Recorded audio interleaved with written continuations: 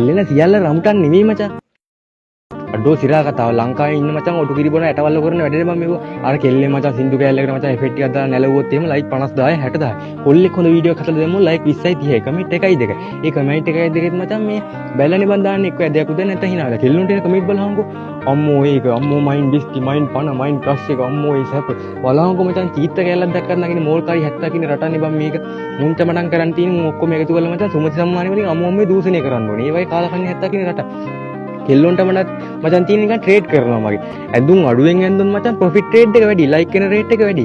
ඇඳුම් වැඩියෙන් ඇඳුම් ලයික් කරන රේට් එක අඩුයි. මුන් නිකන් මචන් ට්‍රේඩ් කරනවා වගේ. ලංකාවේ ඉන්න කාලකන්ණි 70 මචන් මුන්ට තේරෙන්නද කෙල්ලෝ කියන්නේ අමු ගොන් 70 මචන්. මුන්ට අමු අමුයි තනකොළ බෙන්ඩර් කරලා පොවන්න ඕනේ. ඒ වගේ කාලකන්ණි 70. මුන්ට මචන් වෙන මින්ටව්යක් ගන්න ඕනේ මේ කෙල්ලෝ ටිකට මචන්. තරුවක් නැති රැයක බඩුවක් සමග වරුවක් කියලා මචන් වෙන පේජ් එකක් හදලා. ඒ වගේ 70 කින් රටක් මචන් මේක.